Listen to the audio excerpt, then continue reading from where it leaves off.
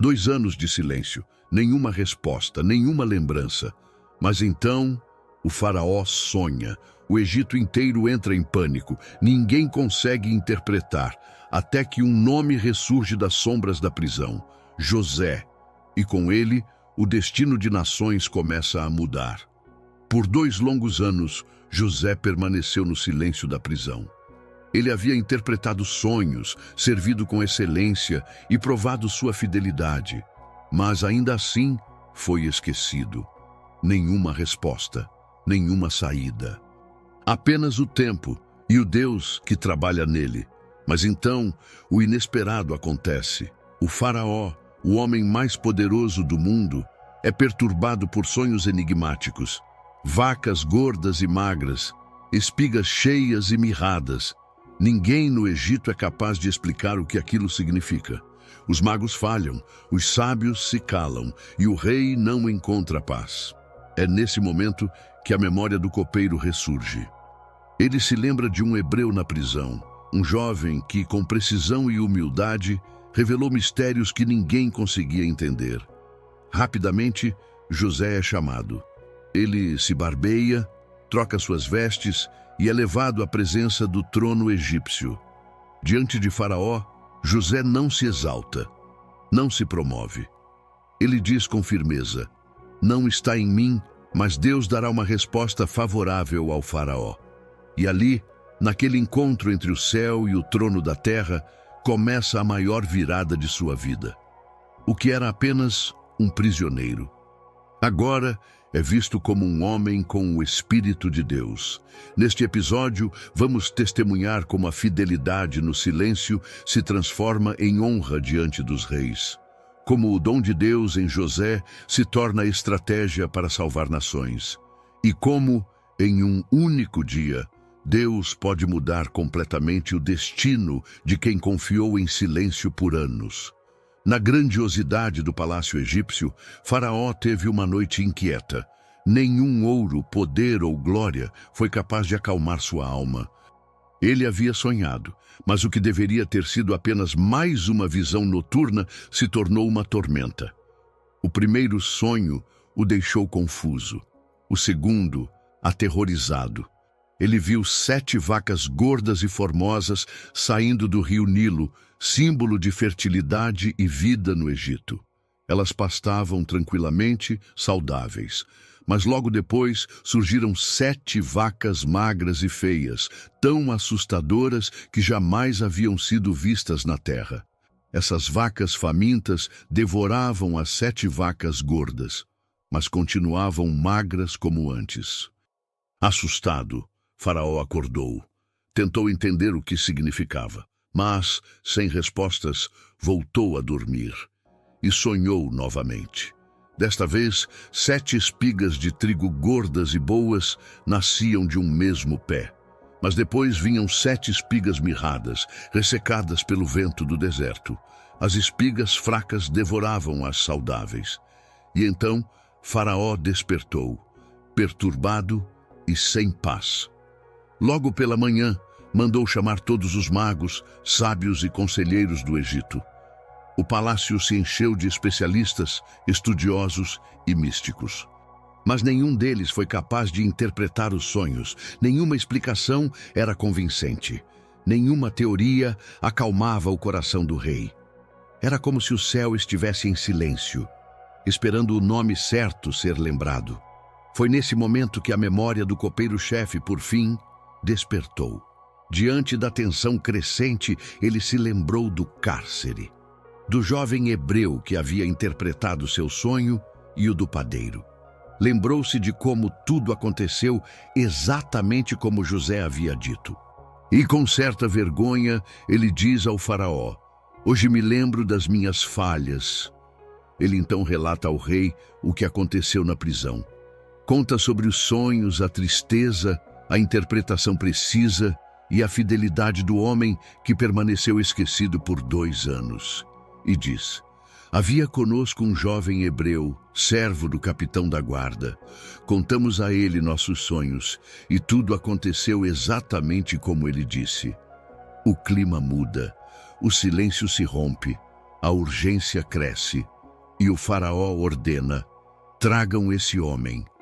Um prisioneiro está prestes a deixar a cela e entrar no palácio. E com ele, a resposta que o Egito inteiro precisa ouvir. Porque os sonhos de Faraó não são apenas sobre ele, são sobre o futuro de uma nação. E só um homem, com o Espírito de Deus, poderá interpretá-los.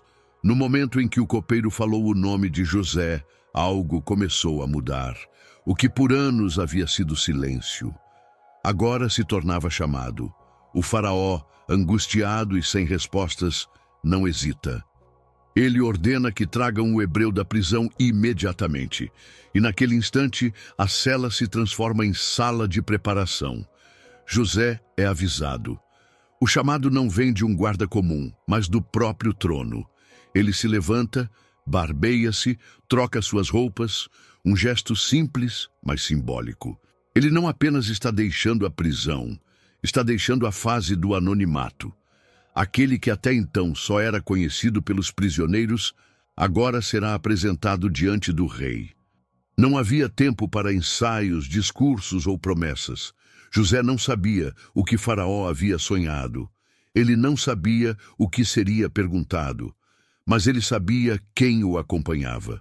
E essa consciência era tudo o que ele precisava. Com passos firmes e coração cheio de temor, ele entrou na presença do homem mais poderoso do mundo. Faraó olha para José e diz: ouvi dizer que podes interpretar sonhos. E a resposta de José é uma das mais belas declarações de humildade e fé. Isso não está em mim. Mas Deus dará uma resposta favorável ao faraó. Ele não assume a glória, não se promove, não diz eu sou bom nisso. Ele simplesmente aponta para o céu. A postura de José revela algo raro: autoridade sem arrogância, dom sem vanglória. Ele não nega o que Deus lhe deu, mas também não tenta usurpar o lugar do próprio Deus. Ele sabe que foi chamado não por talento, mas por propósito. E agora, diante do trono da terra, ele permanece como servo do trono do céu. Então o faraó começa a contar seus sonhos. Com detalhes, descreve as vacas, as espigas, o medo, a confusão. Os magos do Egito haviam se calado, mas José escuta cada palavra com atenção. Seu rosto não expressa medo, ele não tenta adivinhar, ele apenas ouve e espera a revelação. Porque ele sabe que a resposta virá, não dele, mas de Deus. E ali, entre o palácio e a presença do Altíssimo, José está exatamente onde deveria estar. Ele não chegou até ali por sorte, nem por influência. Chegou por fidelidade. Anos de espera, anos de silêncio, anos de injustiça. Tudo o trouxe até aquele momento. E agora, Deus estava prestes a falar. E José seria a voz. Diante do olhar atento de Faraó, o ambiente estava carregado de tensão. Todos os presentes no palácio sabiam que aquele era um momento decisivo para o Egito. Faraó, com o rosto marcado pelo desespero e pela angústia, repetiu os detalhes dos sonhos. José permaneceu em silêncio, escutando cada palavra, pois sabia que não era o seu entendimento, mas o de Deus, que traria a resposta. Após os relatos, José respirou fundo e disse: esta interpretação não está em mim, mas em Deus. Suas palavras foram simples, mas carregadas de humildade e convicção. Ele explicou que os dois sonhos de Faraó eram, na verdade, duas partes de uma única revelação. 7 anos de fartura, seguidos por 7 anos de fome devastadora. Essa mensagem, que inicialmente parecia um enigma, se transformava em um aviso claro e estratégico para todo o Egito. José detalhou que durante os 7 anos de fartura, o Egito seria agraciado com abundância, possibilitando o armazenamento de alimentos em larga escala. Porém, os anos de fome seriam rigorosos, atingindo não somente o Egito, mas também as nações vizinhas. Assim, sua interpretação não era somente uma explicação dos sonhos, Ela trazia consigo uma estratégia de sobrevivência e redenção para um povo prestes a enfrentar uma crise sem precedentes. O ambiente no palácio tornou-se quase palpável, com a esperança que se renovava. Enquanto os ministros e conselheiros ouviam, José continuava, detalhando a importância de agir durante o período de fartura. Ele propôs que o Egito armazenasse alimentos em celeiros estratégicos, para que, quando viesse o tempo de fome, houvesse o sustento necessário para salvar a nação e até mesmo os estrangeiros.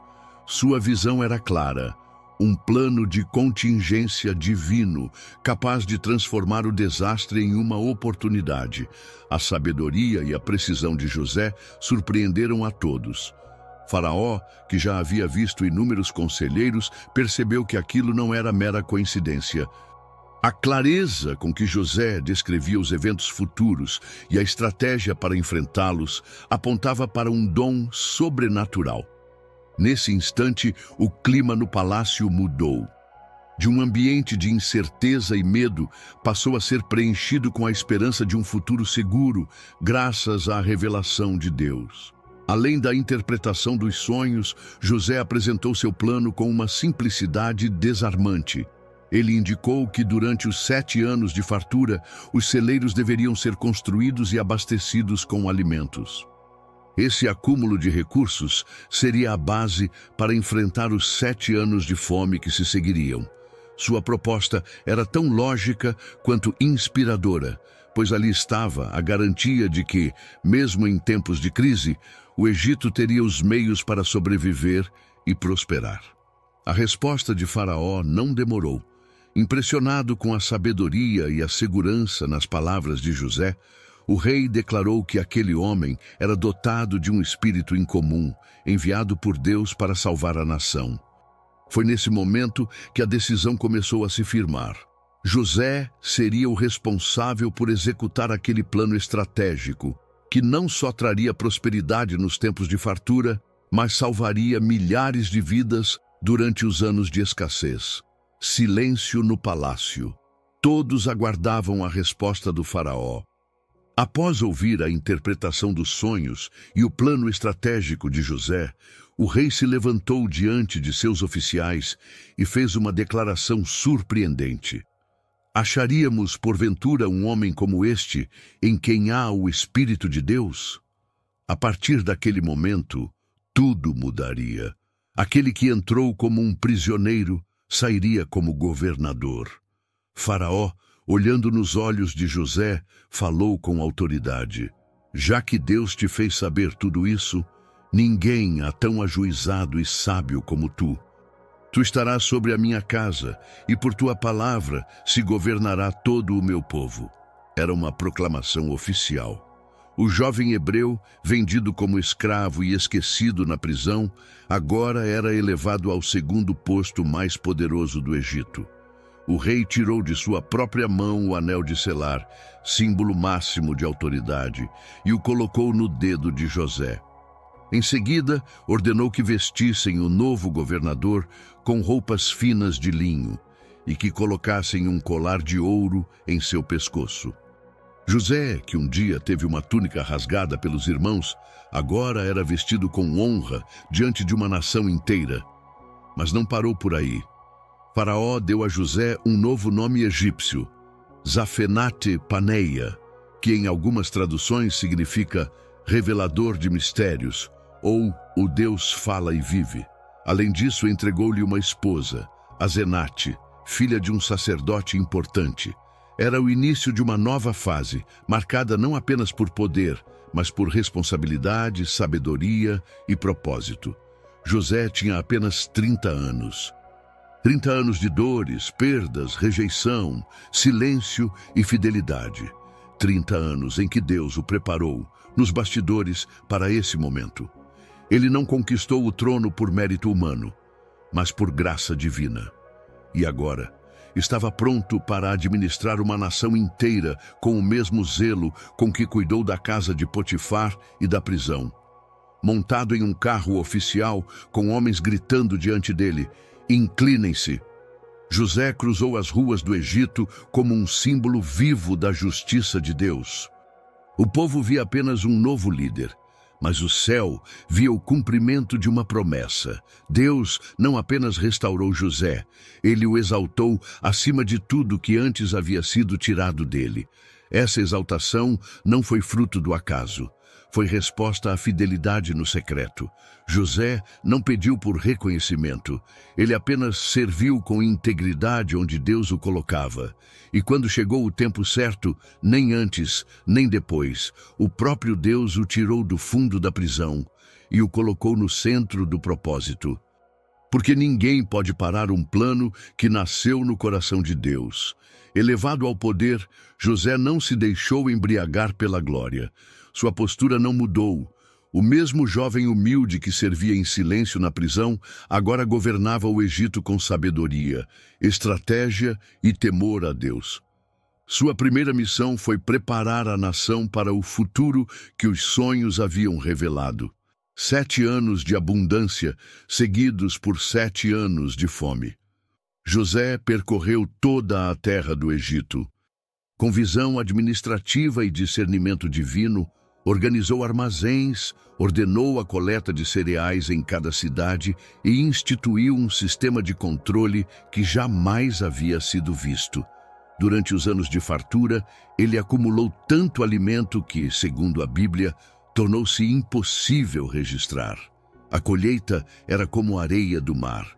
Mas a bênção de Deus não se limitou à política e à economia. A vida pessoal de José também floresceu. Durante esse tempo, nasceram seus 2 filhos, e cada nome revelava o coração daquele que tanto sofreu. Ao primeiro chamou Manassés, que significa Deus me fez esquecer todo o meu sofrimento e a casa de meu pai.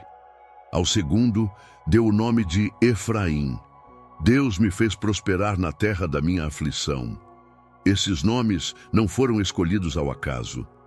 Manassés representava cura, um ciclo encerrado. Não porque José apagou o passado, mas porque aprendeu a seguir em frente com o coração restaurado. Já Efraim era a prova viva de que a terra da dor também pode se tornar solo fértil. Deus não o tirou do Egito, mas o fez florescer ali. Enquanto os anos de fartura passavam, José se mantinha firme, organizado, vigilante, preparado. Ele sabia que o tempo da crise viria, e com ele, o momento de colocar o plano em prática. E assim foi. O 8º ano chegou. As chuvas cessaram, as colheitas minguaram, o chão rachou. O povo começou a sentir o peso da escassez. E foi então que o nome de José se tornou esperança para uma nação inteira. Faraó não hesitou. Diante do clamor do povo, ele disse: vão a José, façam tudo o que ele mandar. E assim, os celeiros foram abertos. O trigo armazenado nos anos de abundância agora se tornava vida para milhões. Gente de todas as partes vinha ao Egito em busca de alimento. E aquele que um dia foi vendido como escravo, agora sustentava povos inteiros. Esse capítulo da vida de José nos revela um homem que não apenas foi exaltado, mas que soube administrar a bênção. Ele não usou o poder para si, usou para servir. Ele não guardou apenas para o Egito, compartilhou com o mundo. Porque quando Deus levanta alguém, não é só para o brilho de um nome, é para cumprir um propósito que alimenta gerações. A fome chegou como um visitante sombrio e implacável. Primeiro, silenciosa, depois devastadora. A terra, antes fértil, tornou-se árida. O solo, que antes produzia com abundância, agora se calava. Não havia colheita, não havia gado. O desespero começou a crescer entre o povo do Egito e além de suas fronteiras. Mas no meio do caos, havia um nome sendo sussurrado com reverência e esperança: José. O mesmo homem que havia interpretado os sonhos agora comandava a solução. Ele havia previsto o que ninguém entendeu. Havia planejado o que ninguém viu. Havia preparado celeiros que agora se tornavam fonte de vida. E diante da fome, o Egito foi à sua porta. Faraó, com autoridade e confiança, deu uma ordem simples e poderosa: vão a José. Essas 3 palavras ecoaram por todo o país. O povo buscava o pão e encontrava sabedoria, encontrava organização, encontrava justiça. José vendia os grãos com equilíbrio, controlando o suprimento, preservando vidas e sustentando a estrutura de um império inteiro. Mas a fome não respeitou fronteiras. Ela se espalhou pelas nações vizinhas, Canaã, Arábia, Núbia e além. De terras distantes, caravanas começaram a se formar. Homens, mulheres e famílias inteiras vinham em busca de alimento. E em todas as direções havia um único destino: o Egito. E um único nome: José. O menino hebreu que fora lançado em um poço pelos irmãos, agora era o homem que abria os celeiros para nações inteiras. O servo que lavava os pés dos prisioneiros, agora comandava as decisões do palácio. Aquele que foi humilhado e esquecido, agora era lembrado como resposta para tempos de crise. Tudo havia mudado, não de uma vez, mas no tempo certo, e José não se exaltava. Ele servia. Mesmo em meio ao poder, ele lembrava de quem o levantou. Seu coração permanecia alinhado com o céu. Ele não se tornara apenas governador, tornara-se um instrumento de preservação, um canal de provisão. Aquele que havia sofrido tanto, agora era o responsável por garantir que outros não sofressem da mesma forma. Essa fase da vida de José nos mostra que Deus não apenas nos tira da prisão, Ele nos leva ao centro do propósito. Não apenas cura nossas feridas, Ele nos usa para curar outras vidas. E quando o tempo da fome chegou, Deus já havia colocado alguém em posição. Porque o plano nunca foi apenas exaltar José. O plano sempre foi salvar muitos. A história de José é a prova viva de que Deus nunca se esquece daqueles que permanecem fiéis. Do poço ao palácio, da prisão ao trono, cada passo da sua jornada foi marcado por dor, silêncio, espera, mas também por propósito. José não apenas venceu a injustiça, ele foi usado como resposta divina em tempos de crise. Seu dom abriu portas, mas foi o seu caráter que o sustentou. Sua interpretação revelou mistérios, mas foi sua sabedoria que salvou nações. Deus não o exaltou de um dia para o outro. Ele o preparou por anos, moldando o interior antes de revelar ao mundo o que havia construído no secreto. E no fim, o que começou com rejeição terminou em redenção. José não foi apenas restaurado, ele se tornou ponte entre a dor e a provisão. Porque quando chega o tempo certo, ninguém pode impedir o que Deus planejou. Se essa história te inspirou, deixa seu like e compartilha com alguém que está esperando o tempo certo de Deus. José esperou, confiou, e no momento exato, viu tudo mudar. Se inscreve no canal, ativa o sininho e continua com a gente nessa jornada. Os próximos capítulos vão te mostrar o que acontece quando Deus revela o propósito por trás da espera.